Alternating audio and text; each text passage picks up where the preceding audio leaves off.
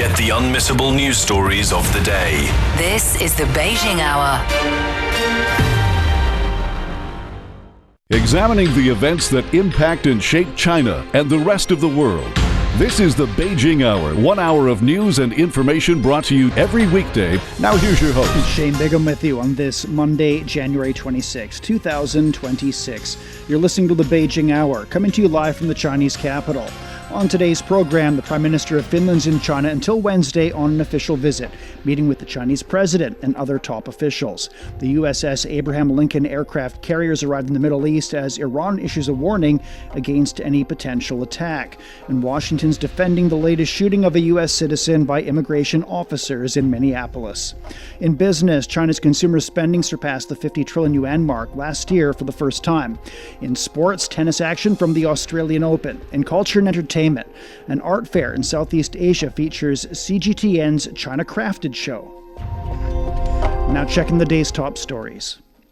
Finnish Prime Minister Petteri Orpo is in Beijing for an official visit to China, which runs until Wednesday. Chinese President Xi Jinping is set to meet Orpo, who will also hold talks with Premier Li Qiang and top legislator Zhao Leji. Finland was among the first group of Western countries to recognize and establish diplomatic ties with the People's Republic of China. The Chinese Commerce Ministry said it expects the visit to yield outcomes including new business agreements and institutional cooperation. Zhao Yang has more. Leading a delegation of more than 20 Finnish companies, Prime Minister Petteri Orpo has begun his 4-day visit to China. He is the second leader from a European Union member state to visit within 3 weeks. The delegation includes companies from key Finnish industries such as machinery, forestry, innovation, clean energy and food. Finland is one of China's key economic and trade partners in Europe and was the first European nation to sign an intergovernmental trade agreement with China. Under the strategic guidance of both countries' leaders, bilateral cooperation has continued to expand. In 2025, China-Finland trade exceeded $8 billion, whilst two-way investment surpassed $23 billion. During the visit, Chinese President Xi Jinping will meet with Prime Minister Orpo. Chinese Premier Li Qiang and China's top legislator Zhao Leji will also hold separate meetings to exchange views on bilateral ties and issues of common interest. Both sides are preparing for the 6th meeting of the China-Finland Innovative Business Cooperation Committee, with around 50 companies expected to participate. During the visit, China's Ministry of Commerce will sign a memorandum of understanding with Finland to strengthen the committee's role. Companies from both countries are also set to sign several commercial cooperation agreements. Officials note that China and Finland have strong complementary strengths in the green transition and innovation-driven development, with further potential in areas like information technology and the digital economy. China says it will continue to expand high-level opening up, enhance policy coordination, and support businesses from both sides in pursuing deeper and more practical cooperation. That was Zhao Yang on the Finnish Prime Minister's visit to China. China and Finland have been sharing a long-standing and friendly relationship built on business, trade, and technological exchange. Evangelos Sipsis has more on the current state of bilateral ties. In Helsinki, China-Finland ties aren't abstract. They feature in everyday life. Goods moving through the port, Finnish exports going out, and Chinese products coming in, heading for homes, shops, and on the roads. And the roots go deep. China and Finland marked 75 years of diplomatic relations last October, with business leaders saying one of the biggest changes is how the view of Chinese technology has evolved, especially when it comes to EVs and consumer electronics. Pretty much people are changing, or they have changed their attitude for the Chinese technology. So it's not anymore that kind of cheap stuff, but it's pretty much kind of a trusted brand, and they are meeting our requirements and compliance, and that's good. On the Finnish side, the strength is often in solutions, with a focus on clean tech and services that travel well. Well, if we are looking at the Finnish-Chinese trade and also presence of Finnish companies in China, I think there's a lot of potential in clean tech, but also in areas like education and other services. And then on the other hand, we in Finland are actually now very much hoping to get investments in battery technology from Chinese companies. Here's the relationship in plain language. It's practical and positive. When there's a demand, companies move. And when something works, they build on it. And some here say there's one difference you feel right away when doing business across both markets: the pace. So if you're working with the Chinese companies, you always see that, the speed is so important. And it's good old saying that Europeans are spending half a year of drinking coffee. And sometimes that's true. So we are quite slow. So it's also like giving us much more that kind of pressure in positive way of speeding up how we are doing things. Not only talking and planning, but delivering the first products and then scaling those up. And soon it will get easier to connect in person too. China Southern Airlines are resuming direct Beijing-Helsinki flights in March. From Helsinki, the picture is clear. Long ties, active trade, and a relationship that keeps finding practical ways to grow together. That was Evangelos Sipsis in Helsinki. Senior Finnish diplomats expressed confidence that Prime Minister Petteri Orpo's ongoing visit to China will yield tangible business outcomes. Marko Tesmaki at the Finnish embassy in Beijing says Finnish companies are keen to tap into the vast potential of the Chinese market. We have at the moment about 250 Finnish companies that we are closely following here. Up to 300 companies we are discussing that are looking into coming into China. You can't give a simple answer, but what I think and observe is one is that China's very strong ecosystem for production manufacturing. And the second thing is that the newcomers especially bringing a new innovation from Finland and taking the benefit of China market's ability to scale up, put them into commercial use is a very strong combination. China is one of Finland's key trading partners. Their cooperation focuses on areas including the low-carbon economy and climate change mitigation. For more about China-Finland economic ties, Do Hong-yu spoke with Wang Le, assistant professor at the School of Politics and International Relations at East China Normal University. Finnish Prime Minister Petteri Orpo has brought a large business delegation to China. What concrete outcomes could this visit deliver? Prime Minister Orpo's visit, accompanied by a large business delegation, is likely to focus on pragmatic, economic-driven outcomes rather than grand political signaling. Concretely, this visit could deliver new commercial contracts or memorandum of understanding in sectors where Finland has clear comparative advantages, such as clean energy technologies, digitalization, telecommunications, smart manufacturing, forestry, and health technology. Finnish firms are particularly competitive in green transition solutions, including energy efficiency, circular economic models, and industrial decarbonization, all of which align with China's long-term development priorities. This visit could also help stabilize and expand market access for Finnish companies already operating in China by addressing regulatory concerns, supply chain reliability, data governance, and intellectual property protection through this direct government-to-government dialogue. In addition, Finland may seek to attract Chinese investment into high-value manufacturing or R&D activities while carefully managing national security and EU-level screening requirements. Sounds like a lot of trade opportunities. And the Finnish Prime Minister's visit marks the second trip to China by European leader in the first month of the year. What does this tell us about Europe's evolving diplomatic and economic approach toward China, especially amid ongoing global uncertainties? So this fact that this is the second visit, right, by a European leader to China within a single month suggests that China and also like Europe is actively recalibrating its engagement with China. European governments continue to view China as an indispensable economic partner that cannot be ignored or isolated. This pattern points to a more nuanced European approach, often described as de-risking, not decoupling. European leaders appear intent on maintaining high-level dialogue to safeguard trade, investment, and supply chains, while simultaneously reducing critical dependencies and addressing security concerns. This visit indicates that Europe is seeking autonomy in managing its China policy, balancing values, strategic interests, and economic realities. Moreover, the timing reflects broad global uncertainty, including slow economic growth, and also energy transition challenges and instability in global supply chains. So overall, these visits underscore a pragmatic European strategy, engaging China where interests align, managing differences more directly, and also keeping diplomatic China open in an increasingly fragmented international system. That was Wang Le, assistant professor at the School of Politics and International Relations at East China Normal University. Canadian economists say they're optimistic about Canada-China cooperation.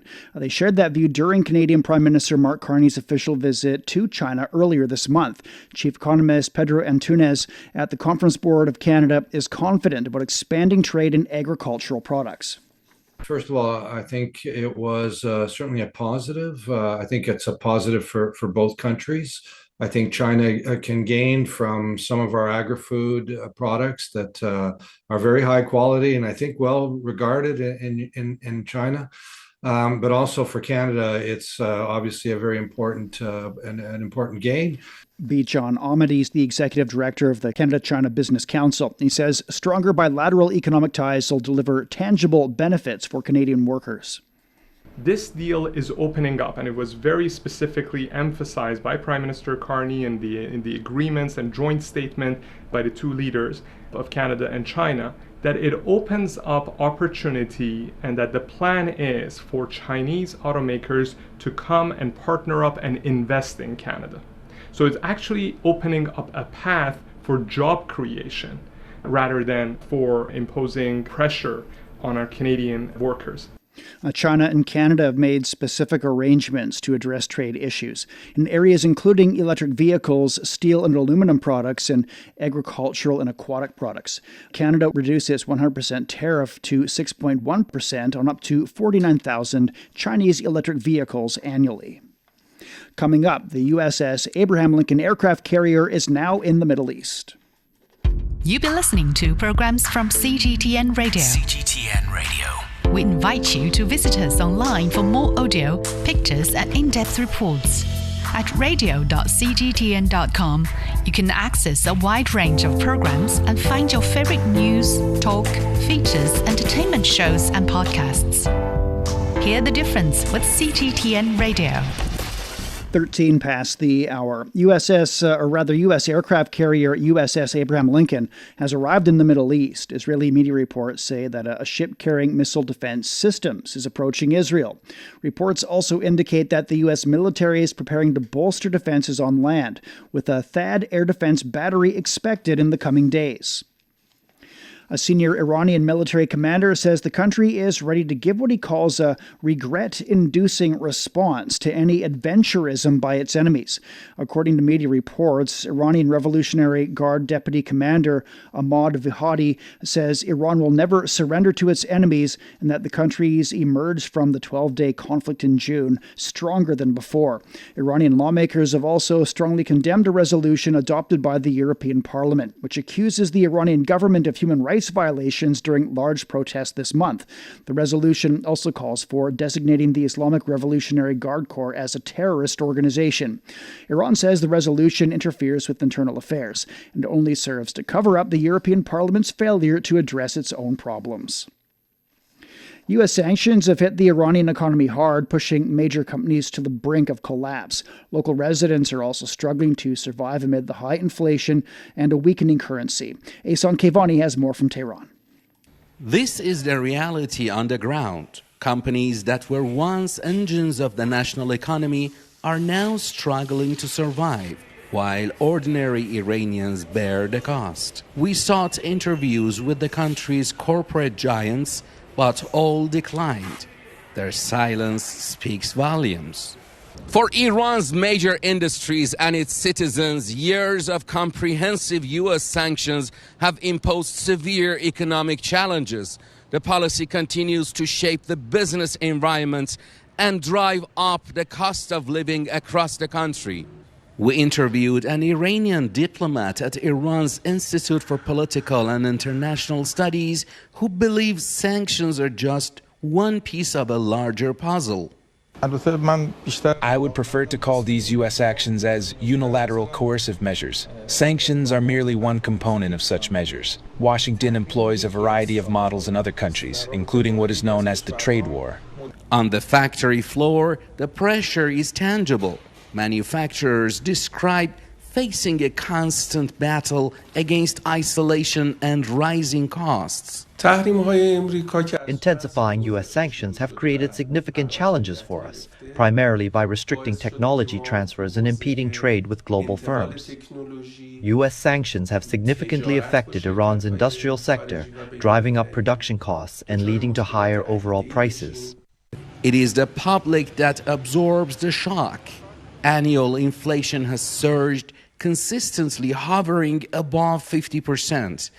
The rial has lost more than 90% of its value against the dollar over the past year, eroding the dream of a stable middle-class life for many.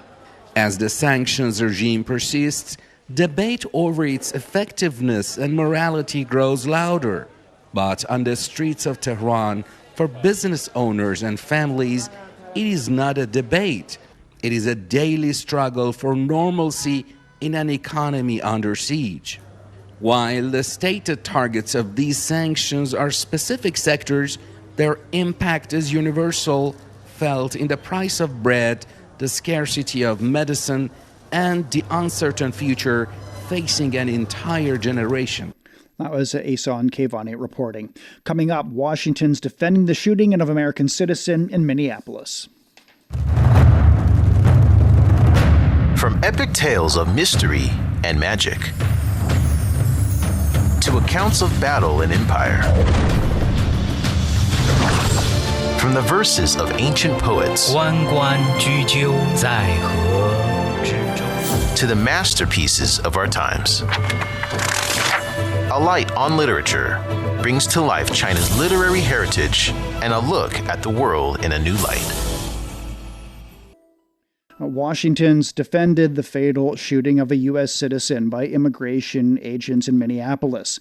The death of Alex Petteri intensified protests in the city.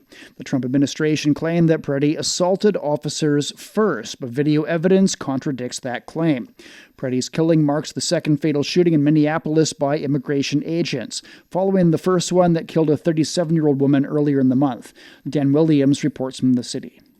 Here at the scene of where Alex Petteri was shot and killed, there remains a real sense of heartbreak and anger. People have been coming here throughout the day, laying flowers, lighting candles, perhaps even saying a prayer. We also now are hearing some chanting as protesters make their voices very much heard. Of course, there is a huge outpouring of anger, of course, following the horrific footage that we saw of Petteri being shot and killed by federal agents. Now, of course, the key element here is now around the different views as to what led to his death. The Department of Homeland Security, they called it a case of domestic terrorism, and that Petteri confronted agents with a gun. But locals here, and certainly local Democratic lawmakers, they see this as a very different kind of story. And a little earlier, Tim Walz, the Minnesota governor,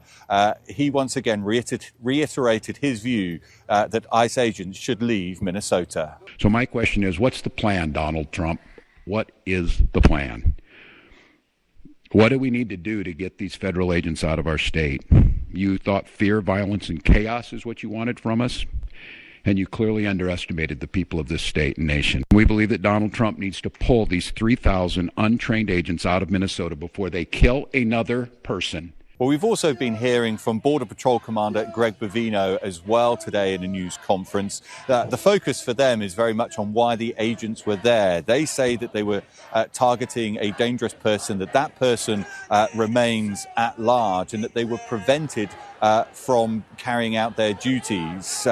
They say that Petteri got in the way of law enforcement. This is what he had to say. The victims are the Border Patrol agents. I'm not blaming the Border Patrol agents. The victim are the Border Patrol agents. The suspect put himself in that situation. The victims are the Border Patrol agents there. So on a political level, huge divisions, and we could see that further exacerbated later in the week. The US potentially heading towards a potential government shutdown by the end of the week. Senior Democrats are opposing a funding package that includes appropriations for homeland security. So not only are tensions high here on the streets of Minneapolis, but also the stakes are also high politically as well. That was Dan Williams in Minneapolis. A major winter storm has swept across the U.S., killing many people and prompting power outage warnings. New York City has reported 5 deaths, while Austin also saw a fatality caused by the storm. 2 people in Louisiana died from hypothermia. U.S. weather officials warned that grid icing could leave millions without heat as the brutal cold continues to impact communities nationwide. Experts say cost-cutting moves by energy companies have left the power infrastructure fragile, raising the risk of blackouts. Jim Spellman reports from Washington, D.C. The winter weather began in the center of the U.S., bringing heavy snow to states including Texas, Arkansas, and Oklahoma, leaving some motorists stranded as crews tried to keep up. We'll just keep going around the clock, and as the snow falls, we'll continue to plow. Overnight, the storm moved east, hitting mid-Atlantic cities like Philadelphia, New York, and Washington. Trouble for many, but fun for others. They're all sledding down. They're having a great time. More than 10,000 flights have been canceled, thousands more delayed as airlines made changes early to avoid airports full of stranded passengers. Idrissa Saul was hoping to make it to Armenia to begin his professional basketball career, but his flight was canceled. Honestly, right now, I'm currently just doubling down on just trying to find my way to Armenia, whichever route they can find me, and the soonest route they can find me. So that's where my mind's at right now. In many areas, snow is followed by sleet and ice, weighing down trees and electric lines, leading to dangerous power outages. And because there's so much ice over entire states, it could take days to restore power. And we know behind the storm, there's more cold air. So if you are stuck without power, you're going to want to find a way to make sure that you can keep your home warm and keep yourself warm for potentially days after this storm. These sub-freezing conditions are expected to remain in place for a week or more in some areas, including here in Washington, D.C. Schools, government agencies, and some businesses will be closed Monday and likely beyond as the dig out and cleanup continues. That was Jim Spellman in Washington. Philadelphia Mayor Sherelle Parker has asked residents to stay off the roads as heavy snow blankets the U.S. city. But speaking of bitterly cold temperatures that will remain, they will continue to remain with us, I want to reaffirm several of the safety messages that we shared with you yesterday. First, please remain off the roads if you do not have to travel. This challenging forecast means that we must completely clear the roads of snow.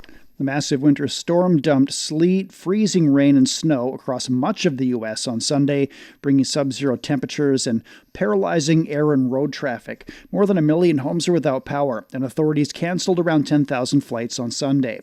The National Weather Service said low temperatures could cause dangerous travel and infrastructure impacts to linger for several days.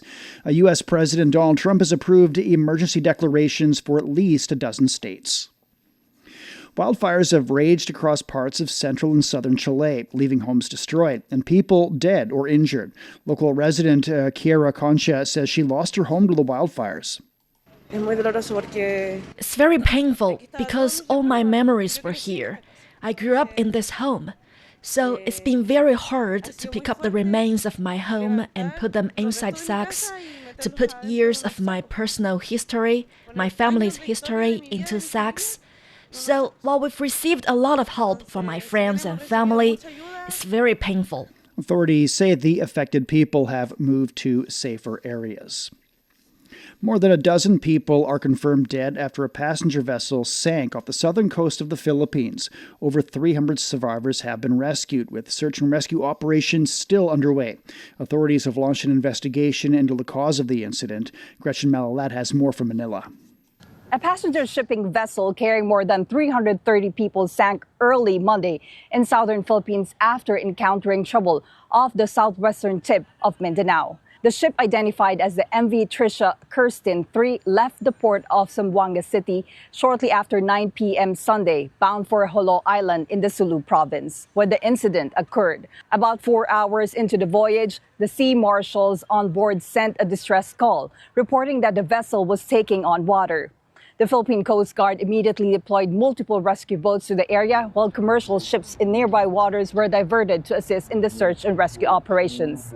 Authorities say more than 300 passengers have been pulled from the water and brought to safety. Several were rushed to hospitals for treatment. Authorities say more than a dozen people have been confirmed dead, while search teams continue to look for those still missing, while officials warn the death toll could continue to rise. The Coast Guard says the cause of the incident remain under investigation. Officials are examining possible mechanical failure, rough sea conditions, and human error. Search and rescue operations remain ongoing as authorities work to account to everyone who was on board. That was Gretchen Malalat reporting. Civil groups in Japan have convened in Osaka to criticize Prime Minister Sanai Takeichi's remarks on China's Taiwan region. Participants say her actions have damaged Japan's political relations with China, and they've also questioned the country's rising defense budget.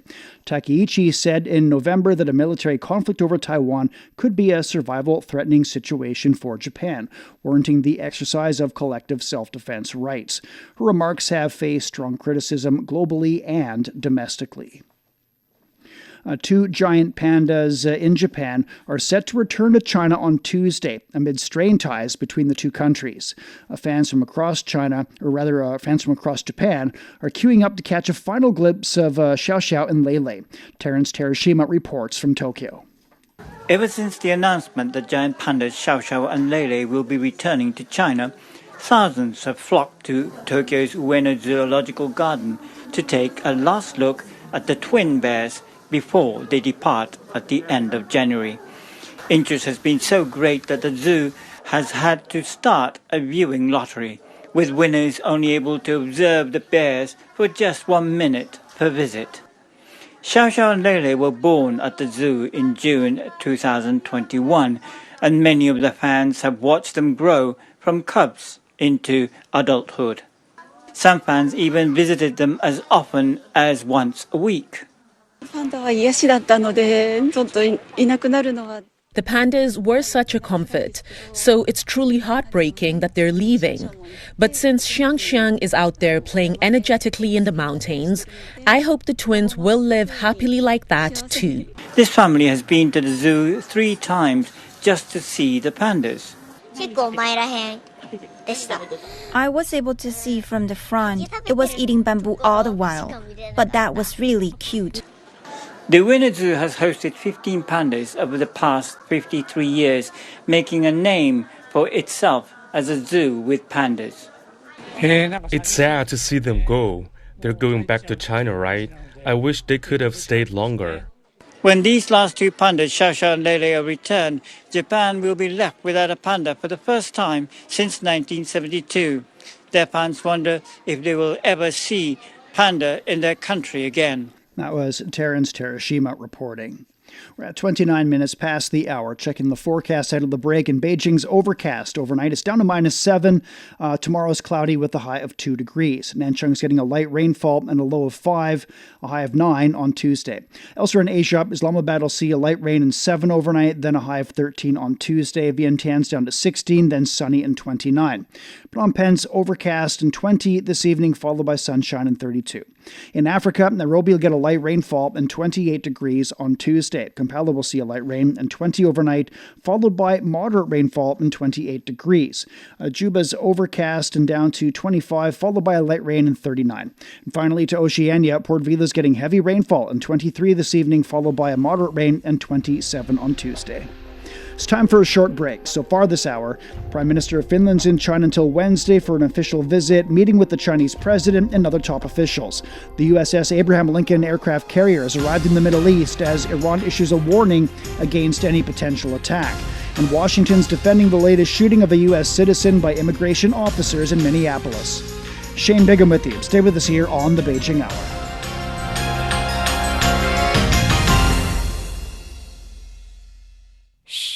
Listen up. Can you hear the heartbeat of our world? It's vibrant and pulsating with the essence of life itself. From the stem of trees to the gurgle of rivers. From the silent strength of mountains to the icy whispers of glaciers. Even the solid ground beneath our feet.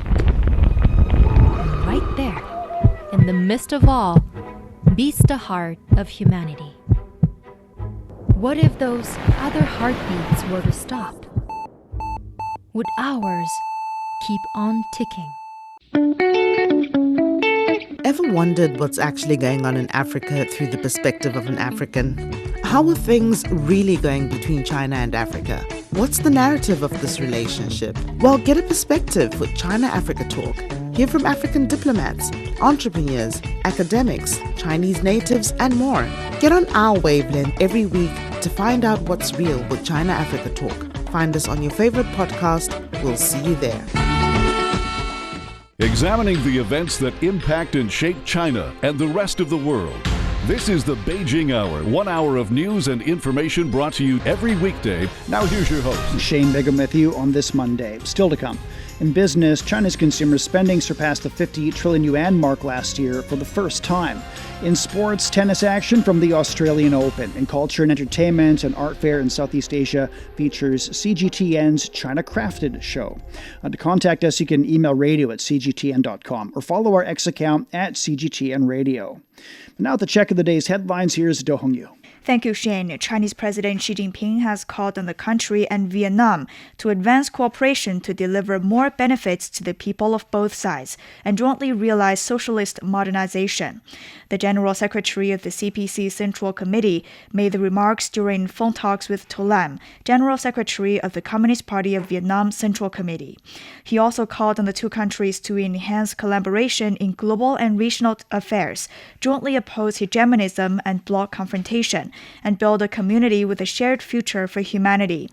To Lam said Vietnam will adhere to the One China policy.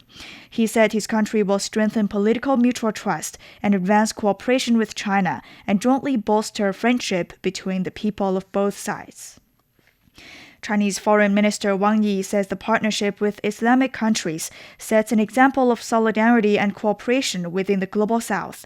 He made the remarks while meeting with Hussein Ibrahim Taha, the Secretary General of the Organization of Islamic Cooperation.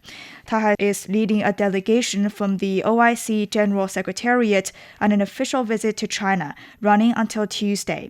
Wang said China and Islamic countries should work together on multilateral platforms to jointly uphold international fairness and justice and promote global peace and stability. China and Islamic countries have a long tradition of friendly exchanges. Historically, we have both suffered national calamities and the dimming of our civilizations. At the same time, we have shared common aspirations and supported each other on the path of national liberation and independence.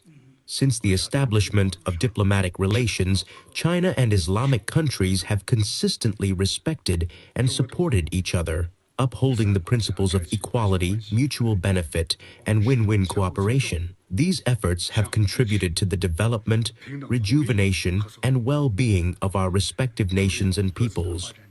The 57-member OIC is the largest intergovernmental organization in the Islamic world. It serves as a key platform for collaboration among Islamic countries and represents a significant force within the Global South.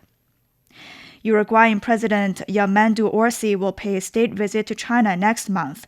The Chinese Foreign Ministry says the visit will run from February 1st to 7th.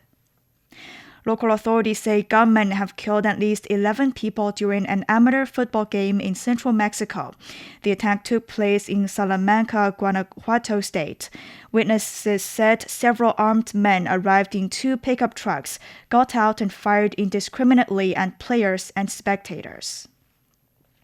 Japanese Prime Minister Tsunai Takaichi has announced that she would resign immediately if the ruling bloc fails to secure a majority in the upcoming House of Representatives election. Speaking at a party debate, Takaichi said a defeat would prevent her from continuing as Prime Minister or advancing her agenda. The election is set for February the 8th following the dissolution of the lower house. It marks Japan's shortest post-war campaign period of just 16 days. 2 Slovenian military officers have traveled to Greenland to participate in Arctic Endurance, a Denmark-led international military exercise. The Slovenian Defense Ministry says the officers will remain for several days, with further deployment decisions dependent on operational needs. The Danish Defense Command says the exercise will run until the end of the year. It says soldiers from multiple NATO members are already on the ground, conducting preparatory work. Democratic officials and protesters in the United States are demanding that federal immigration officers leave Minnesota after a Border Patrol agent fatally shot a man in Minneapolis.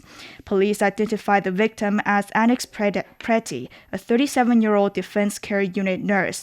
Minnesota Governor Tim Walz is urging President Donald Trump's administration to pull the agents out of his state. Meanwhile, Border Patrol senior official Gregory Bovino turned blame for the shooting to Petteri, saying he chose to interfere with law enforcement officers. Petteri's family said he had never had any interactions with law enforcement beyond a couple of traffic tickets. All right, thank you very much. That's Do Hongyu with headlines. Coming up in business, China's consumer spending surpassed the 50 trillion yuan mark last year for the first time. The Beijing Hour, your window on China and the rest of the world. 37 past the hour. In business, stock markets on the Chinese mainland closed lower on Monday. Stocks related to non-ferrous metals, oil and gas, and chemical engineering led the gainers. Shares in the commercial spaceflight and semiconductor device sectors suffered major losses. Timothy Pope has more. What I think we're seeing is the markets continuing to respond to regulator and exchange efforts to slow down the rally in equities a little bit. The Shanghai Composite Index ended fractionally lower. The Shenzhen component was off by around 0.9%. There's been a bit of a flurry of regulatory action so far this year. The biggest move, of course, being the change to margin lending rates a couple of weeks ago. We've also seen some firm action taken against investors suspected of market manipulation. Just on Friday, we saw a billion yuan fine handed down to an individual investor, and exchanges have also been publishing notices of hundreds of what they've termed abnormal trades. And it seems like this is working. It's definitely slowed the pace of gains, but hasn't prompted a broad-based correction. What we have seen is investors switching out of tech stocks. They have been a pretty persistent drag on the market over the last 2 weeks, and that continued. A sub-index tracking Chinese semiconductor shares dropped 2.3%, and the country's most valuable semiconductor stock, Cambricon, shared 2.6%.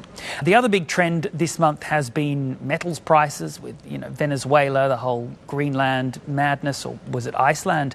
And that's created a lot of geopolitical uncertainty. Gold has cracked $5,000 an ounce for the first time. Onshore Chinese gold prices have been even higher. So Chinese mining stocks have been going gangbusters, and we're really seeing that supporting the market. Chinese oil stocks were also up as well. We saw crude prices rising, and also because domestic refiners are probably going to have to pick up a bit of slack as imports from both Venezuela and Russia have been dented in the new year.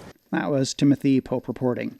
Hong Kong stock market ended higher. The Hang Seng Index was up nearly 0.1%. In Japan, the Nikkei ended down over 1.7%. In 2025, China's consumer spending surpassed 50 trillion yuan for the first time, more than $7 trillion, remaining the number one driver of GDP growth. The nationwide trade and policy and the departure tax refund policy for foreign tourists have played major roles in boosting consumption. Commerce Ministry officials said the country's trade volume and the trade surplus also reached new highs despite lackluster global demand. Outbound Chinese investment continued to rise, and the number of foreign companies in China grew by nearly 20% 20%. Officials say the ministry will vigorously develop trade and services and introduce policies and measures to expand inbound consumption. They said China is working to stabilize multilateral cooperation and reported progress in trade talks with the United States. Meanwhile, leveraging big data on taxation, the State Taxation Administration revealed multiple new highlights in China's consumer market in 2025. It said consumption demand for household appliances, mobile phones, and new energy vehicles was unleashed. New consumption models and scenarios continued to innovate and integrate. The elderly demographic demonstrated substantial consumption potential, and inbound spending by overseas tourists gained notable momentum. Global leaders from the public and private sectors have gathered in Hong Kong for the Asian Financial Forum. They're discussing market trends, high-growth industries, and the vital link between finance and the real economy. Ann Chung reports. Yes, the 19th Asian Financial Forum is underway here in Hong Kong. The theme for this year is co-creating new horizons amid an evolving landscape. Chief Executive John Lee gave opening remarks, and he touched on Hong Kong's progress and achievements. For example, he shared that the number of foreign and mainland affiliated companies based in Hong Kong reached a record high, and this represents a vote of confidence in Hong Kong. Lee said that the number of firms in Hong Kong that have parent companies overseas or on the mainland reached around 11,000 in 2025, which is an 11% year-on-year increase. The chief executive further shared that robust growth was seen in firms coming from Singapore, France, Australia, the US, and Switzerland, which all increased by 11%, while firms from ASEAN increased by 10%, and firms from the mainland increased by 17%. He also shared that the number of startups in Hong Kong rose to a record high, increasing by 11% in 2025 year-on-year. Earlier, Hong Kong signed a cooperation agreement with the Shanghai Gold Exchange, and this marks a new milestone in deepening cooperation between the gold markets of Hong Kong and Shanghai. This agreement covers two major areas of cooperation, one of which is establishing a high-level collaborative governance structure for Hong Kong's new gold central clearing system. The second is opening new avenues for physical infrastructure synergy and market interconnectivity. That was Ann Chung on the Asian Financial Forum in Hong Kong. The stock market in Hong Kong had a standout year for initial public offerings, solidifying its position as Asia's leading fundraising hub and the world's second largest. According to exchange data, 119 IPOs raised $37 billion US. Laura Westbrook reports from Hong Kong. Hong Kong's financial centre has been buzzing with activity as its IPO market roared back to life last year. Julia Charlton advises companies and sponsors on their public listings in Hong Kong. She says around 300 IPO applications are currently in the pipeline, dominated by firms from the Chinese mainland. So far this year, the majority of companies going public in Hong Kong are from the AI and semiconductor sectors. I think a lot of people are seeing that the market momentum is still with us and would like to move as fast as possible to actually make sure that they can ride that wave of market momentum. The release of DeepSeek's low-cost yet powerful AI models sparked a surge of enthusiasm for Chinese technology companies, particularly among investors from the Chinese mainland. Analysts say this momentum, combined with the global AI boom and policy support from Beijing, helped drive the Hong Kong market's recovery last year. Mainland-listed companies also turned to Hong Kong for secondary listings. Among them was EV battery giant CATL, which raised more than $5.2 billion US, the world's second largest international public offering last year. These are the sectors which China has chosen to focus on as being important for future development in the technology sectors, predominantly healthcare, biotech, AI, and so on. And if they have overseas capital, they may be remitting that back to China for development in China, but it will also immensely facilitate their overseas expansion as well. Economists expect that in terms of value, Hong Kong's IPO market will continue to be resilient this year. The U.S. Used to be the number one destination for any Chinese firms to list overseas because of the high valuation. But the risk has definitely changed from the regulatory perspective, both from the U.S. and the China side. So this is why Hong Kong has also benefited from that perspective. For regulators, the challenge will be diversifying listings beyond Chinese companies. But as competition in artificial intelligence between China and the United States continues to intensify, analysts say Hong Kong is well positioned to benefit from Chinese firms seeking an international launchpad. Now, as Laura Westbrook reporting. Chinese tourists made over 6.5 billion domestic trips last year. That's a rise of more than 16%. A survey shows that urban residents accounted for about 5 billion trips, while rural ones took 1.5 billion trips. Tourism spending last year reached 6.3 trillion yuan. That was up nearly 10%. Urban travelers spent 5.3 trillion, and their rural counterparts around 1 trillion. The increase shows strong growth in domestic travel, especially from the countryside. China had almost 470 million motor vehicles in 2025, with over 360 million being cars. According to the Ministry of Public Security, nearly 560 million people held driver's licenses and over 520 million drove cars. For the 11th year running, new registration topped 30 million. Over 100 cities now have over a million cars. That's 7 more than 2024. New energy vehicles reached nearly 44 million, with close to 13 million newly registered in 2025. The second-hand car market also remains very active. China's corporate credit level remained high and stable in 2025. In the fourth quarter, the National Enterprise Credit Index reached 162.18, rising slightly from the previous quarter. Most regions maintained positive growth, with Anhui, Shanxi, Beijing, Tianjin, and Chongqing among the leaders. All major industries also saw improvement, led by finance, real estate, and business services. While the overall trend stayed strong, some monthly fluctuations occurred. Authorities say the foundation for continued credit health is solid.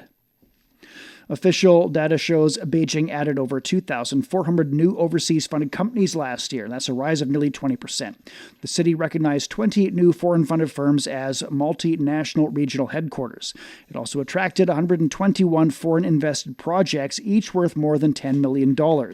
This year, Beijing plans to open up further and bring in more high-quality overseas investment. Strong foreign trade also helped to boost the city's openness. You're listening to the Beijing Hour. Coming up in sports, tennis action from the Australian Open. Sideline Story brings you all things sports related. The hottest topics, latest events, juiciest stories, all with a very personal take. Subscribe to Sideline Story Podcast for heated sports discussions covering events that are happening in China and around the world. 47 past now, turning to sports. Here's Yang Guang. Thank you, Shane. In tennis, from the Australian Open world number 1, Carlos Alcaraz reached his third straight quarterfinal at Melbourne Park. It followed a straight sets win over Tommy Paul to keep his bid for a career Grand Slam on track. Alcaraz said the straight sets win boosts his confidence. Well, I think in a Grand Slam it's always great winning straight sets, saving energy for the next round. So I'm just really happy with the level that I played today, and I'm excited to see how it's going to be in quarters. The 6-time Grand Slam champion is moving closer to capturing a career slate of major titles, having never tasted success at the season-opening Grand Slam. Alcaraz will play a blockbuster quarterfinal against the 6th-seeded Alex de Minaur, who produced a flawless straight-sets victory over 10th-seed Alexander Bublik. In other action, Lin Tian got past the 3-time Australian Open runner-up Daniil Medvedev in straight sets. Tian expressed satisfaction over the result. I definitely think I played close to my best. If not, really happy with how I played from start to finish. Even when I was up big, I just try not to let my foot off the gas. Obviously, Daniil's pretty dangerous from any scoreline, so I know that firsthand from playing last year, so I'm super happy to get off in the straights. The 20-year-old advanced to his first Grand Slam quarterfinal and will have a showdown with 2025 finalist Alexander Zverev. In women's singles, Aryna Sabalenka made a statement with a straight sets win over 17th seed Victoria Mboko in 1 hour and 26 minutes at Rod Laver Arena. Sabalenka next faces American 29th seed Eva Jovic. Meanwhile, China's Wang Xinyu saw her Australian Open run end as she lost to American number 4th seed Amanda Anisimova in the 4th round. Wang was China's last remaining singles player in the draw. She will leave Melbourne with confidence, though, after matching her best Grand Slam result. The world number 46 is also set to rise to number 33 in the WTA rankings, one place below her career high set in 2023. As one of the host cities for the Winter Olympic and Paralympic Games, Cortina in northern Italy is drawing growing international attention. Mayor Gianluca Lorenzi said the successful hosting of the Beijing Winter Olympics has set a new benchmark for organizing major Olympic events.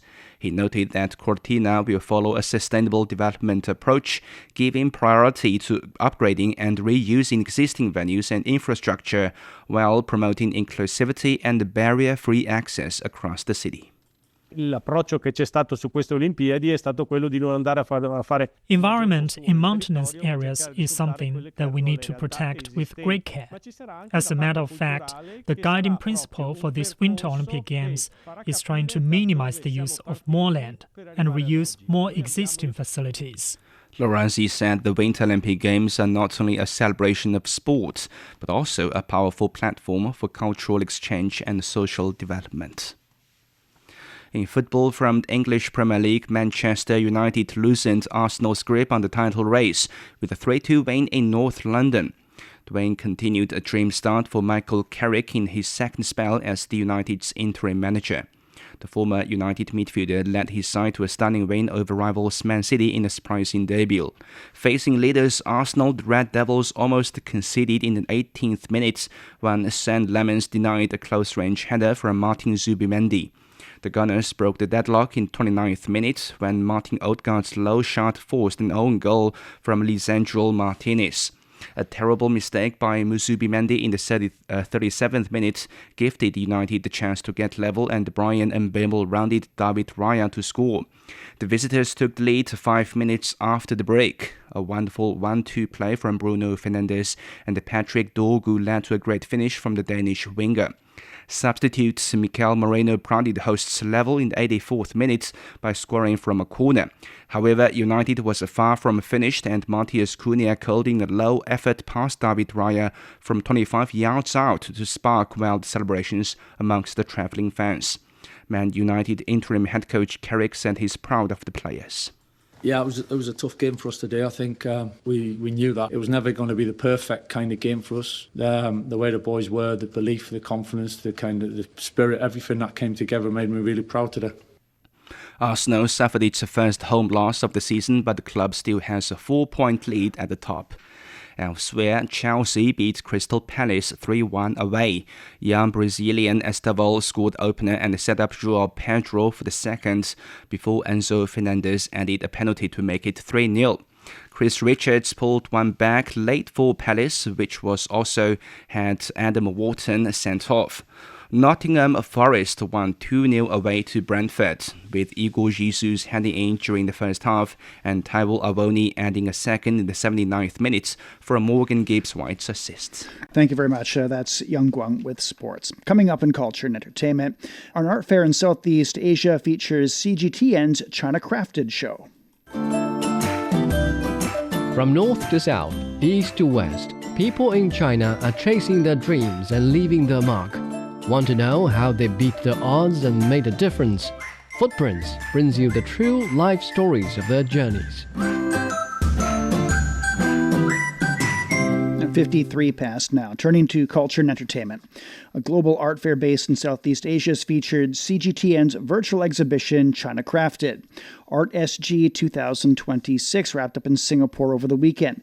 The exhibition marked the latest season of the CGTN art series. It also reimagined traditional Chinese elements through immersive displays and interactive experiences, inspiring dialogue across cultures.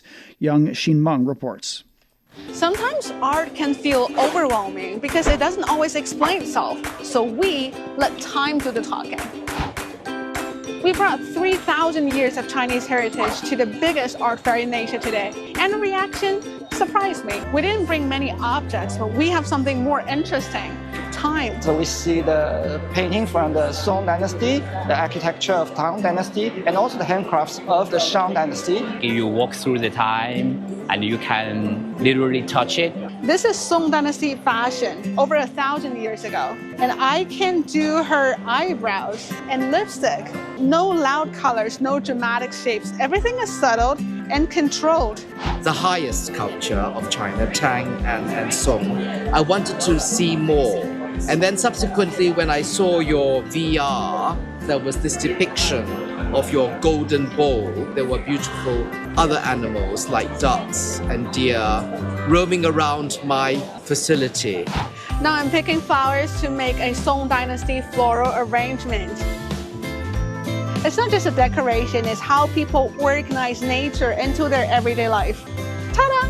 Now I'm literally walking inside a Tang Dynasty architecture. So you go through the desert. I did see a big glass of desert.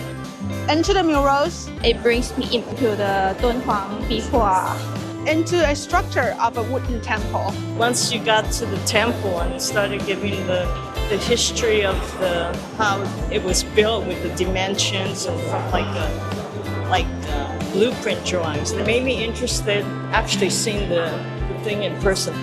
This hairpin is inspired by Fu Hao, a Shang Dynasty queen and military leader. This tiny object connects power, gender, ritual, and daily life from 3,000 years ago. If there's one thing I learned from this art fair, is that cultural exchange isn't about explaining culture. It's about letting people feel time. And today in Singapore, time felt surprisingly Chinese. That was Young Xinmeng reporting. An Italian city has hosted a cultural program for the upcoming Milano Cortina Winter Olympics. The 2026 World Ice Art Championships in Sesto San Giovanni near Milan ran until Sunday. 24 sculptors from 16 countries competed in the finals, carving more than 20 tons of ice into authentic works of art. Chinese ice sculptor Ji Huailong said his work reflects friendship between China and Italy. It's my honor, and I feel very happy to be a part of this competition because I think it's the best in the world. The sculpture of the two fish represents both Italy and China, like old friends meeting in a river. The World Ice Art Championships follows in the tradition of China's famous Harbin Ice Festival, which attracts millions of viewers and visitors each winter. Some of the artists competing in Italy had previously taken part in the Harbin event. The companion book to the award-winning Shanghai documentary series China Before China is now available. The book delves into China's rich history through archaeology, tracing the roots, origins, and formation of Chinese civilization. It features more than 400 high-definition color images from more than 230 archaeological sites, museums, and research institutions across the country, highlighting discoveries and achievements. It also brings together academic discussions in creative journals by historians and documentary filmmakers, providing a glimpse into the vast expanse and enduring magnificence of Chinese civilization. The documentary's first season was well received by international audiences online. 57 past Beijing, overcast overnight. It's down to -7. Cloudy with a high of +2 on Tuesday. Nanchang's getting a light rainfall tonight and tomorrow, a low of 5, a high of 9. Elsewhere in Asia, Islamabad's getting a light rain with a low of 7 and a high of 13. Vientiane's down to 16 this evening, then sunny and 29. Phnom Penh's overcast and 20 overnight, then sunny and 32. In Africa, Nairobi will get a light rainfall and 28 degrees on Tuesday. Kampala will see a light rain and 20 overnight, followed by moderate rainfall and 28 degrees. And that's it for this edition of the Beijing Hour. Making news today, the Prime Minister of Finland's in China until Wednesday on an official visit, meeting with the Chinese president and other top officials. And the USS Abraham Lincoln aircraft carriers arrived in the Middle East as Iran issues a warning against any potential attack. On behalf of the staff, this is Shane Bigham in the Chinese capital, hoping you'll join us for the next edition of the Beijing Hour and open a window to the world together. Find the Beijing Hour at precisely 6 p.m. Beijing time. We meet you on podcast and on air every weekday. The Beijing Hour, your window on China and the rest of the world. He can't live without the Yellow River in his eyes. The Yellow River is so noble and elegant. Both my grandpa and dad made a living from the river. Would you like to move away from the Yellow River? I don't think I will. I love it so much.